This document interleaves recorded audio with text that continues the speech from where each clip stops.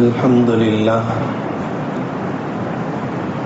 نحمده ونستعينه ونستغفره ونؤمن به ونتوكل عليه ونعوذ بالله من شرور أنفسنا ومن سيئات أعمالنا من يهده الله فلا مضل له ومن يضلله فلا هادي له ونشهد أن لا إله إلا الله وحده لا شريك له ونشهد أن سيدنا ونبينا ومولانا محمدا عبده ورسوله أرسله بالحق بشيرا ونذيرا. أما بعد فقد قال الله تبارك وتعالى في القرآن العظيم والفرقان المجيد: أعوذ بالله من الشيطان الرجيم. بسم الله الرحمن الرحيم. إن الله وملائكته يصلون على النبي يا أيها الذين آمنوا صلوا عليه وسلموا تسليما. اللهم صل على سيدنا محمد وعلى آل سيدنا محمد وبارك وسلم عليه. اللهم صل على سيدنا محمد وعلى آل سيدنا محمد وبارك وسلم عليه. اللهم صل على سيدنا محمد وعلى آل سيدنا محمد الذي قرنت البركة بذاته ومحياه وتعثرت الأوالم بطيب ذكره ورياه. அல்லாஹ்வின் மகத்தான பேரருளால் ஷஹ்ருல்லாஹில் முஹர்ரம், அல்லாஹ்வின் மாதம் என்று நபி ஸல்லல்லாஹு அலைஹி வஸல்லம் அவர்களால் கண்ணியமாக அறிவிக்கப்பட்ட முஹர்ரம் மாதத்தின் இரண்டாவது ஜும்ஆவில் நம்மை அல்லாஹ் ஒன்று கூட்டி அருள் புரிந்திருக்கிறான். அல்ஹம்துலில்லாஹ் ஹம்தன் கதீரன் தய்யிபன் முபாரகன் ஃபீ. நாளைய மறுதினம் முஹர்ரம் 10வது நாள், ஆஷூராவுடைய நாள். வரலாற்று சிறப்பு மிக்க நிகழ்வுகள் எல்லாம் நடந்தேறிய நாள் என்றெல்லாம் ஹதீஸ்களில் நிறைய செய்திகள் இந்த நாள் குறித்து சொல்லப்பட்டிருக்கிறது. இஸ்லாமிய வரலாறுகளில் கடைசி 10 ரமதானின் கடைசி 10 ஈது பெருநாள் எவ்வாறு சிறப்புக்குரியதோ, துல்ஹஜ்ஜினுடைய முதல் 10 இறுதியில தியாக திருநாள் எவ்வாறு சிறப்பு மிக்கதாக ஆக்கப்பட்டிருக்கிறதோ, அதுபோல முஹர்ரம் மாதத்தினுடைய கடைசி 10 முதல் 10 ஆஷூராவுடைய நாளும் ஒரு சிறப்புக்குரிய நாளாய் அருமைநாயகம் முஹம்மது ரசூலுல்லாஹ் ஸல்லல்லாஹு அலைஹி வஸல்லம் தெளிவுபடுத்தி இருக்கிறார்கள். குர்ஆனுடைய விரிவுரைகளில் இந்த நாளில் என்னென்ன சிறப்புகள் என்பதை குறித்து நிறைய வரலாற்று நிகழ்வுகள், சரித்திர பின்னணிகள் கொண்ட ஒரு நாளாய் அறிமுகப்படுத்தப்பட்டிருப்பதை நாம் அறிவோம். ஆதம் அலைஹிஸ்ஸலாத்து வஸ்ஸலாம் அவர்களுடைய தௌபா ஏற்றுக்கொள்ளப்பட்ட நாள், நூஹ் அலைஹிஸ்ஸலாம் அவர்களுடைய கப்பல் கரை ஒதுங்கிய நாள், யூசுப் அலைஹிஸ்ஸலாத்து வஸ்ஸலாம் காப்பாற்றப்பட்ட நாள், சுலைமான் அலைஹிஸ்ஸலாம் ஆட்சி பொறுப்பு ஒப்படைக்கப்பட்ட நாள், மூசா அலைஹிஸ்ஸலாத்து வஸ்ஸலாம் ஃபிரௌனுடைய கூட்டத்திலிருந்து, ஃபிரௌனுடைய கொடுமையில் இருந்த சமூகத்தை பாதுகாப்பதற்கு தேர்வு செய்யப்பட்ட நாள், யூனுஸ் அலைஹிஸ்ஸலாம் மீன் வயிற்றில் இருந்து கரை ஒதுங்கிய நாள், இப்ராஹிம் அலைஹிஸ்ஸலாம் அவர்கள் நெருப்பு குண்டத்தில இருந்து பாதுகாக்கப்பட்ட நாள், ஒவ்வொரு நபியின் வாழ்க்கையிலேயும் ஈசா அலைஹிஸ்ஸலாத்து வஸ்ஸலாம் அவர்கள் எதிரிகளுடைய பார்வையிலிருந்து வானுலகத்திற்கு உயர்த்தப்பட்ட நாள். இதுவெல்லாம் இந்த ஆஷூராவை மையப்படுத்தி எல்லா நபிமார்கள் வாழ்க்கையிலேயும் ஏதாவது ஒரு நிகழ்வை அல்லாஹ் நிகழச் செய்திருக்கிறார். மொத்தத்தில் முஹர்ரம் 10க்கும் எல்லா நபிமார்கள் வாழ்க்கைக்கும் ஏதோ ஒரு தொடர்பு இருக்கிறது.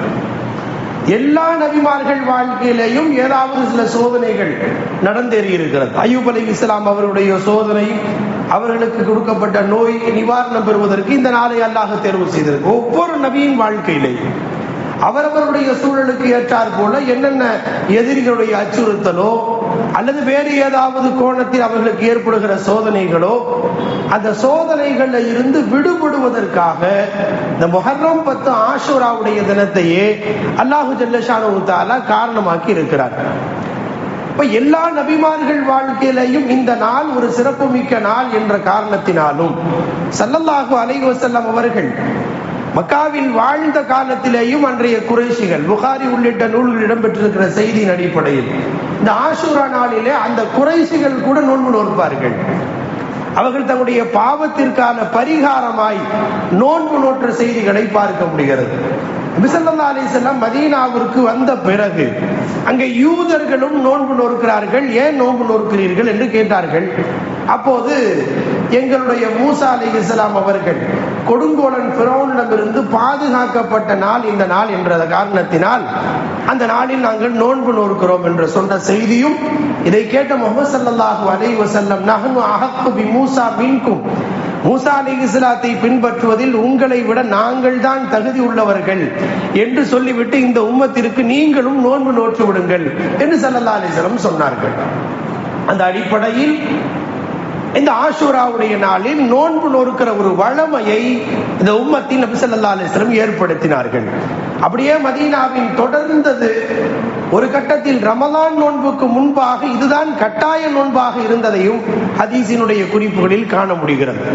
எப்போது ரமலான் நோன்பு ஃபர்லாக ஆக்கப்பட்டு விட்டதோ அதன் பிறகு இந்த நோன்பு சுன்னத்தாக ஆக்கப்பட்டு விட்டது.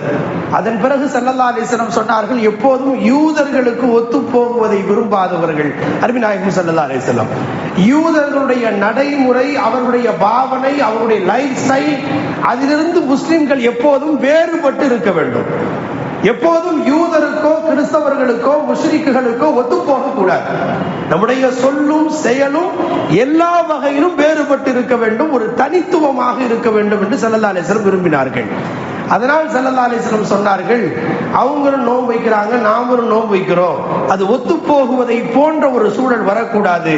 ஸல்லல்லாஹு அலைஹி வஸல்லம் சொன்னார்கள், அடுத்த வருஷம் நான் ஹயாத்தா இருந்தா நான் 9வது நாளும் சேர்த்து நோன்பு வைப்பேன் என்று ஸல்லல்லாஹு அலைஹி வஸல்லம் சொன்னார்கள். அடுத்த வருடம் வருவதற்குள் அல்லாஹ் அவர்களை அழைத்துக் கொண்டான். இந்த ஹதீஸின் அடிப்படையில் தான் நாம் வெறும் 10 என்று ஒரு நோன்பை வைக்காமல் ஒன்று முன்னால் ஒரு நாளை சேர்த்துக் கொள்வது அல்லது பின்னால் ஒரு நாளை சேர்த்துக் கொள்வது என்கிற அந்த ஆஷூராவுடைய நிகழ்ச்சி இந்த ஹதீஸின் அடிப்படையில் தான் 9, 10 அல்லது 10, 11 நோன்பு நோக்க வழமையை மார்க்க சட்ட வல்லுநர்கள் நமக்கு சொல்லி தந்திருக்கிறார்கள். சியாமா யௌமி ஆஷூரா அஹ்தஸிபு அலல்லாஹி அய்யுகஃபிர ஸனத்தல் லதி கப்லா, இந்த ஒரு நாள் நோன்பு என்பது ஒரு வருட பாவங்கள் மன்னிக்கப்படுவதை நான் ஆதரவு வைக்கிறேன் என்று ஸல்லல்லாஹு அலைஹி வஸல்லம் சொன்னார்கள். எனவே இந்த ஒரு நாள் நோன்பு முன்னால் ஒரு நோன்பை சேர்த்துக் கொள்வதால் ஒரு வருட பாவங்கள், சிறு பாவங்கள் அனைத்தும் மன்னிக்கப்படுகிறது. அதே போலவே முஹர்ரம் மாதத்தின் நோன்புகள் குறித்து ஸல்லல்லாஹு அலைஹி வஸல்லம் சொன்ன போது இந்த முஹர்ரம் மாதத்தில் நோக்கப்படுகிற ஒவ்வொரு நோன்பும் 30 நாட்களின் நோன்புக்கு சமம். அதாவது ஒரு நோன்பு 30 நோன்புக்கு சமம் என்று ஸல்லல்லாஹு அலைஹி வஸல்லம் இந்த மாதத்தின் சிறப்பு குறித்தும் சொல்லி இருப்பதை ஹதீஸில் பார்க்கிறோம்.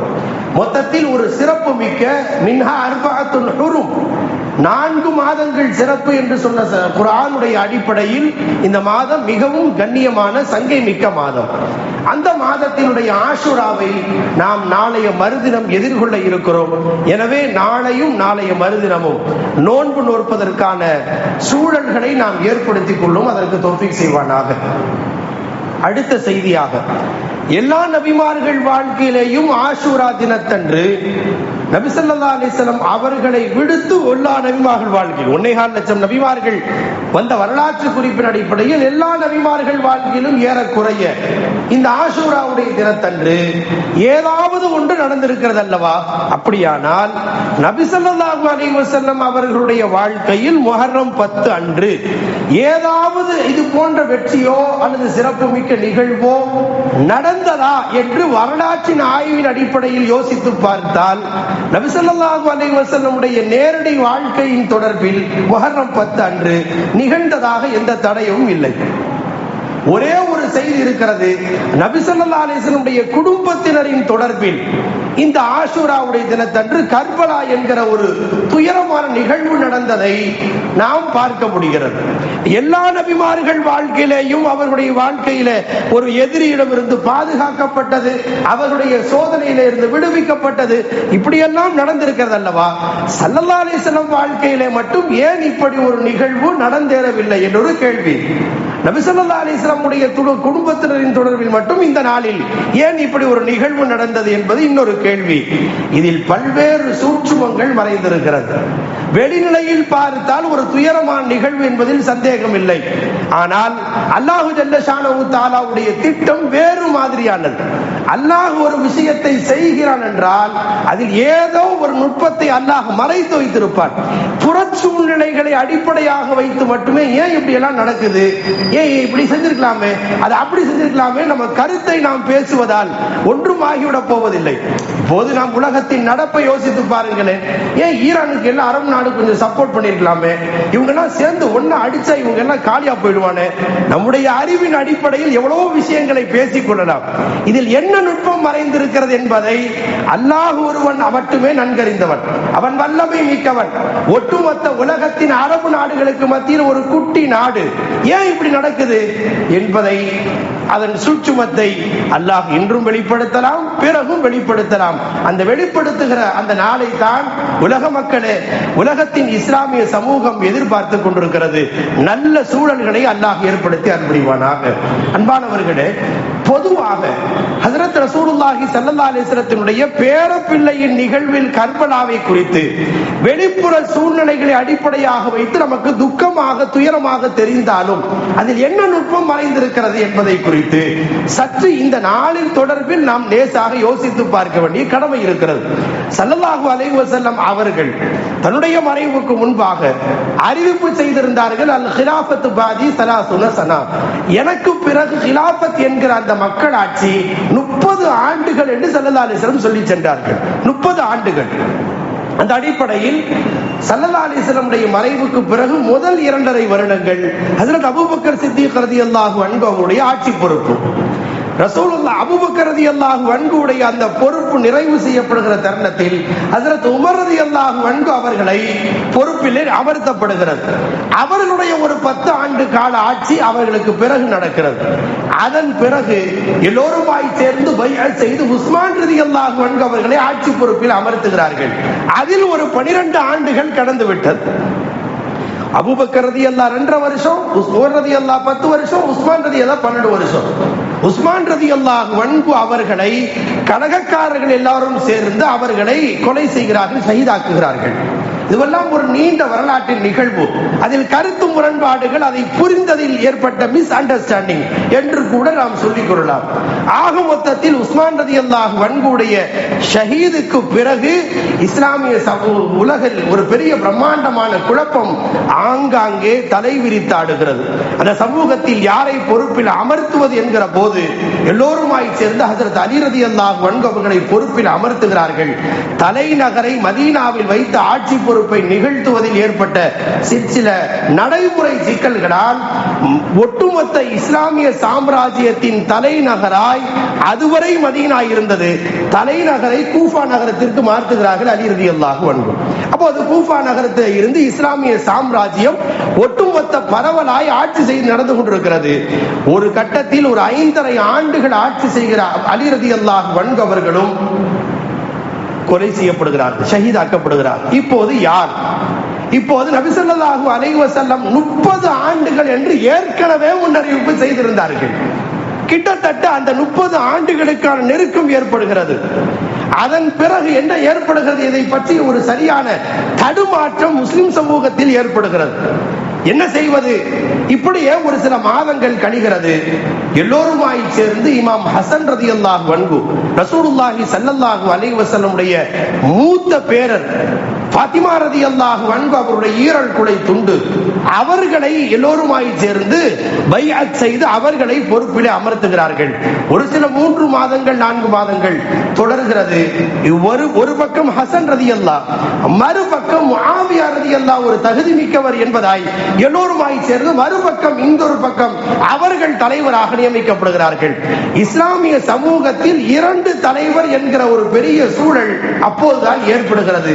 ஸல்லல்லாஹு அலைஹி வஸல்லம் முன்பே ஒரு முறை குதுபாவை ஓதிக் கொண்டிருக்கிற சமயத்தில் சின்னஞ்சிறுவராய் ஹசன் ரலியல்லாஹு உள்ளே வருகிற போது மிம்பரில் இருந்து இறங்கிய ஸல்லல்லாஹு அலைஹி வஸல்லம் அந்த பேரப்பிள்ளையை அப்படியே தூக்கி வந்து மிம்பரில் அமர வைத்து விட்டு சொன்னார்கள், பிரிதொரு சமயம் வரும், எனது பேரப்பிள்ளை ஹசன் ரலியல்லாஹுவை குறித்து சொன்ன, எனது பேரப்பிள்ளை ஹசன் என்னுடைய உம்மத்தில் ஏற்படுகிற 2 பிரிவுக்கு மத்தியில் சமரசம் செய்யக்கூடியவராய் ஒரு சமாதான தூதுவராய் ஆகுவார்கள் என்று ஸல்லல்லாஹு அலைஹி வஸல்லம் சொல்லி இருந்தார்கள்.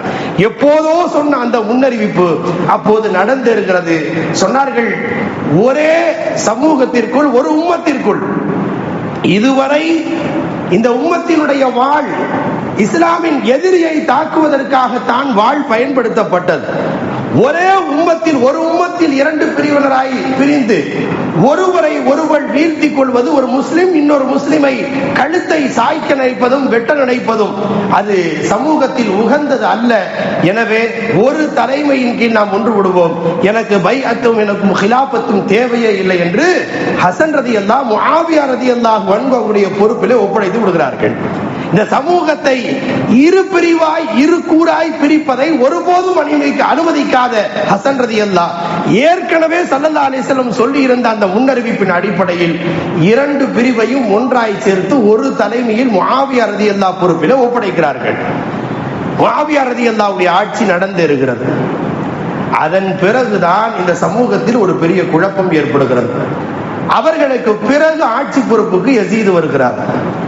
பிரம்மாண்டமான ஒரு பெரிய குழப்பம் அங்கிருந்து தலை தூக்கியதாய் வரலாற்று ஆசிரியர்கள் எழுதியிருக்கிறார்கள். மார்க்க அறிஞர்களுடைய நீண்ட கணிப்பு. அவர் எந்த வகையிலும் ஆட்சி பொறுப்புக்கோ இஸ்லாமிய சாம்ராஜ்யத்தை கட்டி ஆள்வதற்கான தகுதி அவருக்கு இல்லை என்பதை அவருடைய செயல்கள் நிரூபித்ததாய் வரலாறுகள் சொல்கின்றன. எந்த அளவுக்கு என்றால், முஆவியா ரலியல்லாஹு அன்ஹு தந்தை வஃபாத்துடைய ஸ்டேஜ்ல சக்கராத்தில் இருக்கிறார். யசீத் ஒரு வேட்டை பிரியர். எப்போதுமே எதற்காகவும் வேட்டை செய்யும், காட்டுகளை வனாந்தரங்கள்ல வேட்டையாடுவதில் அவருக்கு ஒரு அலாதியான பிரியம். சொந்த தகப்பன் அவர் வஃபாத்துடைய ஸ்டேஜ்ல சக்கராத்துல கிடக்குறாங்க. வந்தவர் வந்து பார்த்து கொஞ்ச நேரம் உட்கார்ந்துட்டு, இதுக்கு மேல எங்க போய் இவ்வளவு நேரம் உட்கார்றது, சரி வேட்டைக்கு போனான்னு வேட்டைக்கு போயிட்டார். வேட்டையில இருக்கிற போது தகப்பன் வஃபாத். உலகத்தில் எந்த மகனாவது தகப்பனுடைய வஃபாத் ஸ்டேஜ்ல சக்கராத்தின் போது அமர்ந்து அவருக்காக ஒரு பற்றுதல் இருக்கும் அல்லவா? வேட்டைக்கு போனார். இந்த நிகழ்வை வைத்து மார்க்க அறிஞர்கள், வரலாற்று ஆசிரியர்கள் சொல்கிறார்கள், தகப்பனின் கடமை விஷயத்திலேயே இவ்வளவு கவனக்குறைவாக நடந்தவர் இந்த சமூகத்திற்கான கடமையை எவ்வாறு செய்ய முடியும்? எனவே அவர் தகுதி அற்றவர் என்பதற்கு பல்வேறு நிகழ்வுகளை காரணமாக சொல்கிறார்கள். இந்த நிகழ்ச்சி நடந்து கொண்டிருக்கிற சமயத்தில் தான் எல்லோருமாய் ஹசன் ஹுசைன் ரலியல்லாஹு அன்ஹு அவர்களை ஆட்சி பொறுப்பில் அமர்த்த வேண்டும் என்று எல்லோரும் துடிக்கிறார்கள். இப்போது ஹுசைன் ரலியல்லாஹு மதீனா மாநகரத்திலே வாழ்ந்து கொண்டிருக்கிறார்கள். ஒரு தகுதியற்ற ஒரு பொறுப்பாளர் இந்த சமூகத்தில் தலைவராக இருக்கிறார். எனவே நீங்கள் தான் அந்த பொறுப்பை நீங்கள் சரியாக வழிநடத்த வேண்டும். ரசூலின் மடியில் நீங்கள் வளர்ந்தவர்கள், ரசூலின் பேரன்பை பெற்றவர்கள். அல் ஹுசைன் மின்னி வ அனா மினல் ஹுசைன், ஹுசைன் என்னை சார்ந்தவர், நான் அவரை சார்ந்தவர் என்று ஸல்லல்லாஹு அலைஹி வஸல்லம் அவர்கள் ஹுசைன் ரலியல்லாஹு குறித்து பல்வேறு சிறப்புகளை சொல்லி இருக்கிறார்கள். ரசூலுடைய உமிழ்நீரை உமிழ்ந்து அதை குடித்து வளர்ந்தவர்கள் ஹுசைன் ரலியல்லாஹு. அப்படிப்பட்ட ஒரு பெரும் பாக்கியம் இந்த உம்மத்தில் வேறு யாருக்கும் இல்லை. எனவே நீங்கள் தான் அந்த பொறுப்புக்கு வர வேண்டும். நீங்கள் உடனடியாக கூஃபா நகரத்தை நோக்கி வாருங்கள் என்று நிறைய சஹாபாக்கள் கடிதம் எழுதுகிறார்கள். தொடர்ந்து கடிதம் போகிறது. இந்த கடிதங்கள் வர வர வர நீங்க பொறுப்புக்கு வரணும், நீங்க பொறுப்புக்கு வரணும், நாட்டில் அநியாயம் நடந்து கொண்டிருக்கிறது, நீங்கள் தான் அதை பொறுப்பாக சரி செய்ய வேண்டி இருக்கிறது என்று எல்லோரும் கடிதம் எழுதுகிற போது இந்த கடிதங்களின் சொல்லப்பட்ட செய்தி உண்மைதானா என்பதை புரிந்து கொள்வதற்காக தன்னுடைய சிறிய தந்தையின் மகனார் அகீல் ரலியல்லாஹு அன்ஹு என்ற ஒரு தோழரை அனுப்பி வைக்கிறார்கள் கூஃபா நகரத்திற்கு. மக்கள் சொல்வது உண்மைதானா, தவறான ஆட்சி நடந்து கொண்டிருக்கிறதா, உண்மையிலேயே ஹுசைன் ரலியல்லாஹுடைய ஆட்சி பொறுப்பை ஏற்க தயாராக இருக்கிறார்களா என்றெல்லாம் கேட்டு அனுப்பிய போது தகவல் உண்மை என்று உறுதி செய்யப்படுகிறது. மறுபக்கம் ஹுசைன் ரலியல்லாஹு இப்போது ஒரு அநியாயம் நடந்து கொண்டிருக்க அதை கண்டும் காணாமலேயே என் வாழ்க்கையை கழித்து விட்டேன் என்றால், நாளை எனது பாட்டனார் முஹம்மது ஸல்லல்லாஹு அலைஹி வஸல்லம் அவர்களை சந்தித்தால், இப்படி ஒன்று நடந்துச்சே, நீ பார்த்துட்டு சும்மா இருந்தேன், என் பேரப்பிள்ளையாகி என்னை பார்த்து கேட்டால் நான் என்ன சொல்லுவேன் என்கிற அந்த உணர்வும் துடிப்பும் அவர்களை கிளறுகிறது. எனவே முடிவு செய்தார்கள், நாம் நேராக கூஃபாவிற்கு செல்லலாம். கூஃபாவிற்கு புறப்படுகிறார்கள். பல மூத்த சஹாபாக்கள் அந்த சமயத்தில் அவர்களை தடுத்து நிறுத்துகிறார்கள். தயவு செய்து நீங்கள் போக வேண்டாம், கூஃபாவின் நிலை வேறு. நீங்கள் போகிற போது ஒரு கால் அவர் பெரிய படைபலத்தோடு உங்களை வலுக்கட்டாயமாக உங்களிடத்திலே பைஅத்தை பெற்றுக் கொள்வார். உங்களை அப்படியாவது மன்னரை ஏற்றுக்கொள்ள வைப்பதற்கு ஏதாவது செய்து விடலாம், அல்லது உங்கள் உயிருக்கு அச்சுறுத்தல் ஏற்படலாம். எல்லோரும் தடுக்கிறார்கள். இல்லை, மறுபக்கம் நீங்கள் தடுக்கிறீர்கள், மறுபக்கம் ஒரு அநியாயம் நடப்பதை கண்டும் காணாமல் இருப்பதை ரசூலின் பேரப்பிள்ளையாக இருந்தால் என் உணர்வு ஏற்றுக்கொள்ள முடியவில்லை, எனவே புறப்படுகிறார்கள். சில சஹாபாக்கள் வரலாற்றில் வருகிறது, குதிரையின் அவர்கள் ஏறிய குதிரைக்கு முன்னால் படுத்துக் கொண்டு நாங்கள் போகுவதை அனுமதிக்க மாட்டோம், வேண்டுமானால் உங்கள் குதிரைகளால் எங்களை சாகடித்து விட்டு போகுங்கள், நாங்கள் அனுமதிக்க மாட்டோம் என்றார்கள். இருந்தாலும் எல்லோரையும் சமாதானப்படுத்தி விட்டு புறப்படுகிறார்கள் ஹுசைன் ரலியல்லாஹு. இது ஒரு வரலாற்றின் ஒரு பகுதி. அதன் பிறகு நீண்ட நிகழ்ச்சி கர்பலா மைதானத்திற்கு வருகிற போது தடுத்து நிறுத்தப்படுகிறார்கள். ஹுசைன் ரலியல்லாஹு அன்ஹு அவர்களை யஸீதினுடைய ஒரு பெரும் படை தடுத்து நிறுத்துகிறது. நீங்கள் எப்படியாவது யஸீதின் ஆட்சியை ஒப்புக்கொண்டாக வேண்டும், அவரை நீங்கள் மன்னராக பொது அறிவிப்பு செய்ய வேண்டும் என்று சொல்கிறார்கள். சொன்னார்கள் ஹுசைன் ரலியல்லாஹு, எனக்கு யஸீதோட நேரடியா பேசுறதுக்கு ஒரு சான்ஸ் கொடுங்க, நேரடியா பேசுறதுக்கு ஒரு சான்ஸ் கொடுங்க, நான் எதை பேச வேண்டுமோ அதையெல்லாம் பேசி முடித்து விடுகிறேன், நாளை வறுமையில் அதை பிரித்து விரிவாக பேச வேண்டி இருக்கிறது, நான் இப்போது அவரை நேரடியாக சந்திப்பதற்கு ஒரு வாய்ப்பை ஏற்படுத்தாருங்கள். படைகளில் ஒருவர் கூட அதற்கு அனுமதிக்கவே இல்லை. இரண்டாவது சொன்னார்கள், அப்படி இல்லை என்றால் என்னை விட்டு விடுங்கள், நான் எங்கோ ஒரு பகுதியிலே போய் தனிமையில் வாழ்ந்து விடுகிறேன், விட்டு விடுகிறேன். அதற்கும் அவர்கள் விடுவதாக இல்லை. மூன்றாவதாக, நீங்கள் எப்படியாவது பைஅத் செய்யுங்கள் என்று வற்புறுத்திய போது ஒருபோதும் யஸீதின் ஆட்சி பொறுப்பை நான் ஏற்க மாட்டேன் என்று ஹுசைன் ரலியல்லாஹு சொன்னார்கள். விடுவதாக இல்லை, அப்படியானால் உங்களுக்கும் எங்களுக்கும் போர் நடந்தே தீர வேண்டும் என்று படை வீரர்கள் அத்துணை பேரும் சேர்ந்து ஹுசைன் ரலியல்லாஹுவை நிர்பந்தப்படுத்துகிறார்கள். ஒரு நிர்பந்தத்தில் அந்த போர் நிகழ்கிறது. ஹுசைன் ரலியல்லாஹு சொன்னாங்க, குடும்பத்தினரை பார்த்து ஒரு 70 பேர் கொண்ட அந்த குழு, எல்லோரும் யார் யாரெல்லாம் நீங்கள் திரும்ப முற்படுகிறீர்களோ திரும்பி விடுங்கள், சத்தியத்திற்கும் அசத்தியத்திற்கும் மத்தியிலான ஒரு சூழல் வந்து விட்டது, இப்போது உண்மை நிரூபிக்கப்பட வேண்டும், எனவே போருக்கு நான் தயாராகி விடுகிறேன் என்று ஹுசைன் ரலியல்லாஹு தயாரானார்கள். கர்பலா மைதானத்தில் தடுத்து நிறுத்தப்படுகிறார்கள். அந்த சமயத்தில் அந்த ஹுசைன் ரலியல்லாஹுவோடு இருக்கிற சிற்சில அவர்களோடு சேர்ந்திருக்கிற ஒரு 10-11 பேர் கொண்ட ஒரு குழு, அந்த குடும்பம் மட்டும்தான். எதிர்த்தரப்பில் பல்லாயிரக்கணக்கானோர் பேர் குழுமி இருக்கிறார்கள். அல்லாஹ் நினைத்திருந்தால் எது வேண்டுமானால் நிகழ்த்தி இருக்கலாம். கம்மின் ஃபிஅத்தின் கலீலத்தின் கலபத் ஃபிஅத்தன் கஸீரத்தன் பிஇذنில்லாஹ். ஒரு சிறு படை பெரும் படையை அல்லாஹ்வின் அனுமதியோடு வென்றதாய் குர்ஆனிலேயே அல்லாஹ் சொல்கிறார். நிறைய வரலாறுகள் நடந்திருக்கிறது. பத்ர் போரில் 313 ஆயிரத்தை வெல்லவில்லையா? உஹது போரில் 1000 பேர் 3000 பேரை வெல்லவில்லையா? கந்தக் போரின் போது 3000 பேர் 12000 பேர் கொண்ட பெரிய கத்பான் குலத்தை வெல்லவில்லையா? அல்லாஹ் நினைத்திருந்தால் எதையும் நிகழ்த்தி இருக்கலாம். ஆனாலும் இதில் ஒரு பெரிய சூட்சுமத்தை அல்லாஹ் மறைத்து வைத்திருந்தான். ஹுசைன் ரலியல்லாஹு அன்ஹு அவர்களுடைய அருமை மகனார் அலி அஸ்கர், அந்த சமயத்திலே அவர்கள் தன்னுடைய பிள்ளைக்காக தண்ணீர் கொடுக்க முற்படுகிறார்கள். தண்ணீரை கொடுக்காமல் அந்த கயவர்கள் தடுக்கிறார்கள். அட, சண்டைங்கிறது உனக்கும் எனக்கும் தான். இந்த பச்சை பிள்ளை என்ன செஞ்சிச்சு? மீண்டும் கொண்டு போய் ஆற்றின் டைக்ரீஸ் நதிக்கரையிலே தண்ணீரை கொடுக்க முற்படுகிறார்கள். சண்டை உமக்கும் எனக்கும் தான். சச்சரவு பிரச்சனைங்கிறது உடலுக்கும் எனக்கும் தான். இந்த பிள்ளைக்கு என்ன சம்பந்தம் இருக்கு? இந்த பிள்ளைக்கு சற்று தண்ணீர் கொடுக்க முற்படலாமே என்ற போது தண்ணீர் தாகம் தான் எடுக்கிறது. தாகத்தை நாங்கள் நிரந்தரமாக தீர்க்கிறோம் என்று அந்த பிள்ளையின் கழுத்திலேயே ஒரு அம்பை குத்தி கொலை செய்கிறார்கள். எவ்வளவு பெரிய கொடூர வன்மம் அவர்களுக்குள் இருந்தது என்பதற்கு ஒரு சின்ன நிகழ்வு அது. நீண்ட செய்தி அது. அதை எல்லாவற்றையும் ஜும்ஆவில் விவரிக்க முடியாது. ஆனால் ஒன்றிரண்டு செய்திகளாய் லேசாக சொல்வதாக இருந்தால், பச்சிலம் குழந்தையின் தாகத்தை தீர்ப்பதற்கு பதிலாய் நிரந்தரமாக அவளை ஷஹீதாக்க முற்பட்டார்கள். அலி அஸ்கரை கொலை செய்தார்கள். அவ்வளவும் நடந்தது.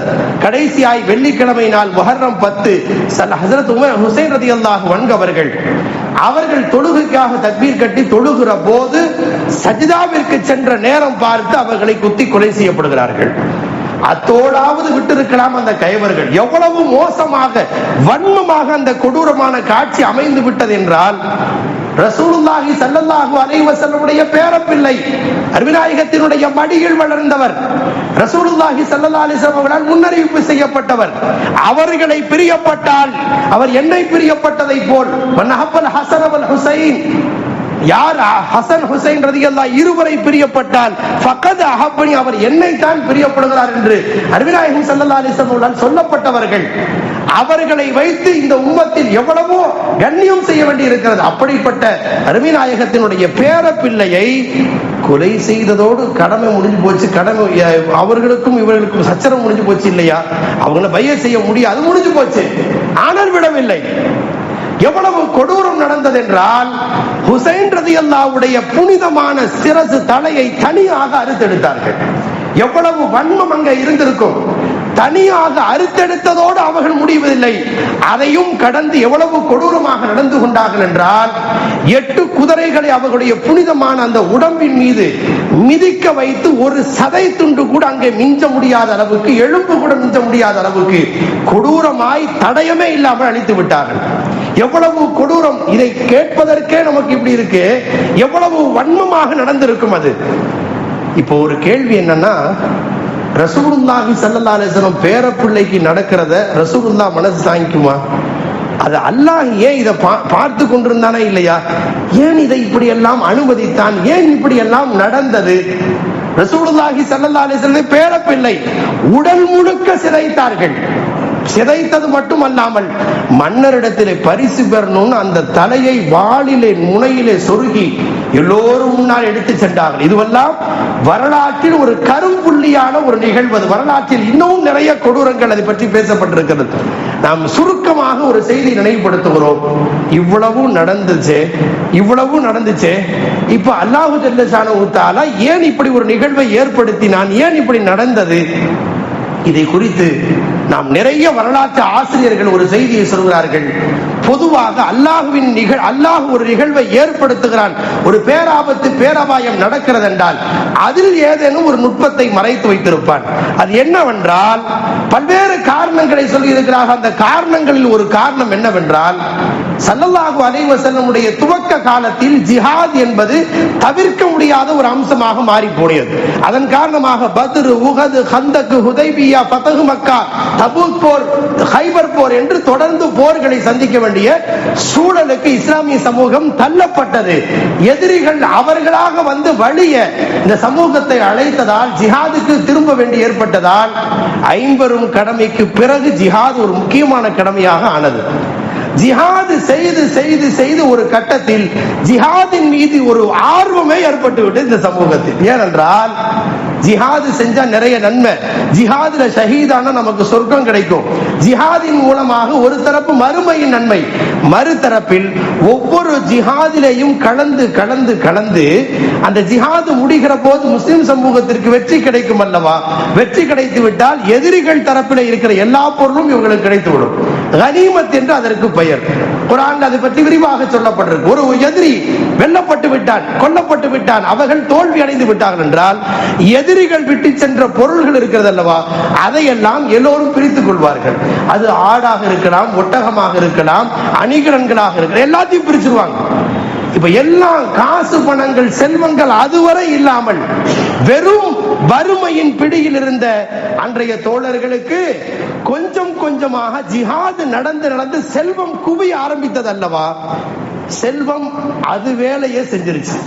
வேறு வார்த்தைகள் சொல்வதாக இருந்தால் money is the best friend but the bad master என்று சொல்வார்கள்.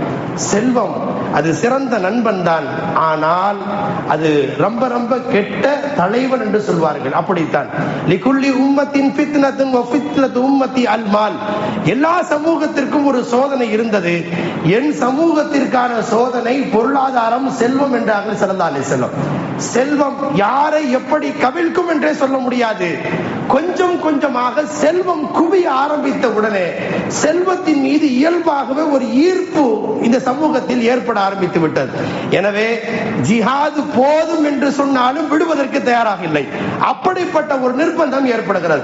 ஹஜ்ரத் உமர் ரலியல்லாஹு அன்ஹுவுடைய ஆட்சி காலம், கிட்டத்தட்ட அபூபக்கர் ரலியல்லாஹுவுடைய ஆட்சி பொறுப்பிலேயே உலகத்தின் பரவலான பகுதிகளில் இஸ்லாம் வந்துவிட்டது. அம்ர் இப்னு ஆஸ் ரலியல்லாஹு அன்ஹு ஒரு கடிதம் எழுதினாங்க. போர் செஞ்சதெல்லாம் போதும், வெற்றி கொண்டதெல்லாம் போதும், இப்ப வெற்றி கொண்ட பகுதிகளில் எல்லாம் தீனை நிலைநாட்டுவதற்கு முயற்சி செய்யுங்க. அங்கெல்லாம் இல்மை நிலைநாட்டுங்கள். மக்களுக்கு மத்தியில தீனை கொண்டு போய் சேர்க்க வேண்டிய பொறுப்பு இருக்கிறது. போர் போர் போர் போர் என்று எவ்வளவு காலத்திற்கு தான் இந்த போரை பற்றி யோசிப்போம். அம்ர் இப்னு ஆஸ் ரலியல்லாஹு அன்ஹு அப்போதே ஒரு கடிதம் எழுதினார்கள். இருந்த போதிலும் லட்சக்கணக்கான சதுர மைல் கிலோமீட்டர் பரப்பளவு வெற்றி வெற்றி வெற்றி என்று வெற்றிக்குள்ளேயே போய் கொண்டிருந்ததால் திரும்ப ஜிஹாதில இருந்து மீளவே முடியல. சஹாபாக்களில் ஒரு பிரிவு இனிமேல் ஜிஹாத போகவே கூடாது, ஜிஹாத விட்டு ஒதுங்கி வீட்டுக்குள்ளேயே முடங்கி அமல் செய்ய ஆரம்பித்தார்கள். தங்களுக்கு தெரிந்த இல்மை கொண்டு அமல் செய்ய ஆரம்பித்தார்கள். ஒரு பிரிவு ஜிஹாதிலேயே தன்னுடைய காலத்தை கழித்துக் கொண்டிருந்தது. இதற்கு ஒரு முற்றுப்புள்ளி வைத்து இந்த சமூகத்தை இல்மின் பக்கம், தீனுடைய அடிப்படை என்பது மார்க்க ஞானம், அந்த இல்மை இந்த சமூகத்தில் நிலைநாட்ட வேண்டும். குர்ஆன் அது பாதுகாக்கப்பட வேண்டும், ஹதீஸ் பாதுகாக்கப்பட வேண்டும், அது சார்ந்திருக்கிற வாழ்வில் இந்த சமூகத்தில் ஒவ்வொருவரின் வாழ்விலும் வர வேண்டும். ஆனால் கிட்டத்தட்ட முதல் நூற்றாண்டினுடைய பெரும் பகுதி ஜிஹாதிலேயே கழிந்து கொண்டிருந்தது அல்லவா? கான்ஸ்டான்டினோபிள் வரை ஐரோப்பிய கண்டங்களின் பெரும் பகுதி இஸ்லாம் பரவி கொண்டிருக்கிறது. ஜிஹாது செய்து செய்து இஸ்லாமிய ஆட்சி பரப்புக்குள்ளே வந்ததை தவிர தீனை நிலைநாட்டுவதன் பக்கம் மக்களுடைய கவனமே இல்லாமல் போய் கொண்டிருந்தது. அல்லாஹு ஜல்ல ஷானஹு தஆலா அருமைநாயகம் ஸல்லல்லாஹு அலைஹி வஸல்லமுடைய பேரப்பிள்ளை விஷயத்தில் இப்படி ஒரு நிகழ்ச்சி நடந்த உடனே எல்லோருடைய இதயமும் ஒரு புரண்டு புரண்டு விட்டது. இனிமேல் ஜிஹாது வேண்டாம், சண்டை வேண்டாம், எதுவும் வேண்டாம், இனிமேல் எந்த பொறுப்பும் வேண்டாம். எல்லோரும் திரும்பினார்கள். முகமது அலி ஜௌஹர், மௌலானா முகமது அலி ஜௌஹர் சொன்னதை போல் ஹர் இந்த இஸ்லாம் ஜிந்தா ஹோதா ஹை ஹர் கர்பலா கே பாத், ஒவ்வொரு கர்பலாவுக்கு பிறகுதான் இஸ்லாம் உயிர் பெற்று எழுகிறது என்று சொல்கிறார். இஸ்லாம் ஜிந்தா ஹோதா ஹை ஹர் கர்பலா கே பாத். அப்படித்தான் நடந்தது. எல்லோரும் அதுவரை போர் போர் போர், சண்டை, கனிமத்து, ஜிஹாது, ஃபீ சபீலில்லாஹ் இப்படி போய் கொண்டிருந்த ஒரு தலைமுறையை அருவிநாயகத்தினுடைய பேரப்பிள்ளைக்கு இப்படி ஒரு நிகழ்வு நடந்த உடனே வேறு வழி இல்லாமல் இனி போர் வேண்டாம், சண்டை வேண்டாம், வாள் வேண்டாம், கனிமத்து வேண்டாம், எல்லாவற்றையும் உதறினார்கள் அத்தனை பேரும். இனி நம்ம எல்லாம் தீனின் பக்கம் திரும்புவோம், இல்மின் பக்கம் திரும்புவோம். எல்லோரும் பள்ளிவாசல் ஒன்று கூடினார்கள். அதன் பிறகுதான் புகாரி தொகுக்கப்படுகிறது, முஸ்லிம் தொகுக்கப்படுகிறது, திருமிதி ஃபிக்ஹுடைய சட்டங்கள் தொகுக்கப்படுகிறது. எல்லாருடைய பார்வையும் திசை திரும்பி விட்டது. உலக வரலாற்றில் அருமைநாயகம் ஸல்லல்லாஹு அலைஹி வஸல்லமுடைய பேரப்பிள்ளையின் ஒரு நிகழ்வு ஒரு துயரமான நிகழ்வு என்பதில் சந்தேகத்திற்கு இடமில்லை. ஆனால் அதற்கு பிறகு அல்லாஹு ஜல்ல ஷானஹு தஆலா இந்த உம்மத்தில் பிரம்மாண்டமான ஒரு நலவை ஏற்படுத்த நாடி இருந்தார். அஸா ஃபஅஸா அன் தக்ரஹு ஷைஅன் வ யஜஅலுல்லாஹு ஃபீஹி கைரன் கஸீரா. நீங்கள் சில விஷயத்தை விரும்பத்தகாத செயலாக, வெறுக்கத்தக்கதாக நீங்கள் நினைப்பீர்கள், ஆனால் அதில் எத்தனையோ நலவான கைரை வைத்திருப்பான் என்று அல்லாஹ் குர்ஆனிலே சொல்கிறார். அது மனித வாழ்க்கையை பொறுத்தவரை அல்லாஹு ஜல்ல ஷானஹு தஆலா அப்படித்தான் அமைத்து வைத்திருந்தார். புற சூழ்நிலையில் பார்த்தால் ரசூலினுடைய பேரப்பிள்ளையின் நிகழ்வு ஒரு தவிர்க்க முடியாத, ஒரு விரும்பத்தகாத நிகழ்வு என்பதில் சந்தேகத்திற்கு இடமில்லை. ஆனால் அதன் பிறகு இந்த உம்மத்து கட்டமைக்கப்பட்டது. அதன் பிறகுதான் ஹதீஸ்களை தொகுக்க ஆரம்பித்தார்கள். அதன் பிறகுதான் ஃபிக்ஹுடைய சட்டத்தின் பக்கம் கவனம் எடுத்துக் கொள்ளப்பட்டது. அதன் பிறகு நிறைய முஹத்திஸீன்கள் உருவானார்கள், ஃபுகஹாக்கள் உருவானார்கள். ஹதீஸினுடைய நூல்கள் புகாரி, முஸ்லிம், திர்மிதி, அபூ தாவூத், நஸஈ, இப்னு மாஜா, முஅத்தா, மாலிக் எல்லாம் தொகுக்கப்படுகிறது. மறுபக்கம் ஃபிக்ஹுடைய சட்டங்களை குறித்த ஆய்வு நடந்தது. ஹனஃபி, ஷாஃபி, மாலிகி, ஹம்பலி என்கிற சட்ட நூல்களும் அந்த சட்ட ஆய்வுகள் எல்லாம் நடந்து இருக்கிறது. ஹதீஸை குறித்தும் குர்ஆனை குறித்தும் விரிவுகள் எல்லாம் இது எப்ப நடந்துச்சு தெரியுங்களா? இந்த கர்பலாவுக்கு பிறகுதான் அல்லாஹ் அந்த சூழலையே அல்லாஹ் ஏற்படுத்தினான். அதுவரை போர் போர் என்று போய் கொண்டிருந்த ஒரு தலைமுறையினுடைய ஒரு டர்னிங் பாயிண்ட், ஒரு திருப்பு முனையாகவே கர்பலா அமைகிறது. எனவேதான் நம்முடைய வாழ்க்கையில் சில நிகழ்வுகள் நடந்தேறும். அது வெளியில பார்த்தால் வெறுக்கத்தக்க செயலா, ஏன் இப்படி எல்லாம் நடந்துச்சு, நம்ம என்ன தப்பு செஞ்சிட்டோம் என்பதாக நாம் சில விஷயத்தை நினைப்போம். ஆனால் அந்த நிகழ்வுக்கு பிறகு சில நல்ல காரியங்களை அல்லாஹ் வைத்திருப்பான். எனவேதான் அல்லாஹ் சொல்கிறான், நீங்கள் சில விஷயத்தை வெறுப்பீர்கள், வயஜஅலுல்லாஹு ஃபீஹி கைரன் கஸீரா, அதில் எத்தனையோ நலவை அல்லாஹ் மறைத்து வைத்திருப்பான், அதை வெளிப்படுத்துவான். அது நம்முடைய பார்வையில இருந்து பார்த்தால் புரியாது. அந்த அடிப்படையில் தான் ஆஷூராவுடைய கர்பலாவுக்கு பிறகு இந்த உம்மத்தில் சமூகம், உலகமே, இந்த இஸ்லாமிய சமூகம் கட்டமைப்பதற்கான ஒரு சூழலை அல்லாஹ் ஏற்படுத்தினான் என்பது மார்க்க அறிஞர்கள் ஒரு தெளிவுபடுத்தி இருக்கிற ஒரு முக்கிய செய்தி. ஆக மொத்தத்தில் ஆஷூரா என்பது ஒரு சிறப்புக்குரிய நாள். இந்த உம்மத்தை பொறுத்தவரை அது ஒரு துக்க நாள் அல்ல. இந்த உம்மத்தை பொறுத்தவரை தீனின் பக்கம் திருப்பு முனையாக அமைவதற்கு அல்லாஹ் ஒரு கர்பலாவை ஒரு சூழலாக ஏற்படுத்தினான் என்பதை நாம் நினைவிற்கொண்டாக வேண்டும். அல்லாஹ் ஜல்ல ஷானஹு தஆலா ஆஷூராவினுடைய இந்த நிகழ்வில், ஆஷூராவுடைய தினத்தில் நம்மையெல்லாம் அல்லாஹ் ஜல்ல ஷானஹு தஆலா எல்லா விதமான சோதனைகளில் இருந்தும் பாதுகாத்து அருள் புரிவானாக. இந்த நாளில் எல்லா நபிமார்கள் வாழ்க்கையிலையும் ஈடேற்றத்தையும் வெற்றியும் தந்ததை போல் நம்முடைய வாழ்க்கையிலையும் ஈடேற்றத்தையும் வெற்றியும் தருவானாக. இந்த நாளை நம்முடைய முன்னோர்களும் எல்லா முன்னோர்களும் சஹாபா பெருமக்களும் எப்படியெல்லாம் நோன்பு நோற்று நல் அமல் செய்து நபிலான வணக்கங்கள் புரிந்து அவருடைய பொருளாதாரத்தை விசாலமாக செலவு செய்து எந்தெந்த வகையிலெல்லாம் இந்த நாளில் சிறப்பை அடைந்து கொண்டார்களோ அதுபோலும் நாமும் அடைந்து கொள்வதற்கும் அதுபோன்று நல்ல அமல் புரிவதற்கும் அல்லாஹ் தௌஃபீக் செய்வானாக. வ ஆகிரு தஅவானா அல்ஹம்துலில்லாஹி ரப்பில் ஆலமீன்.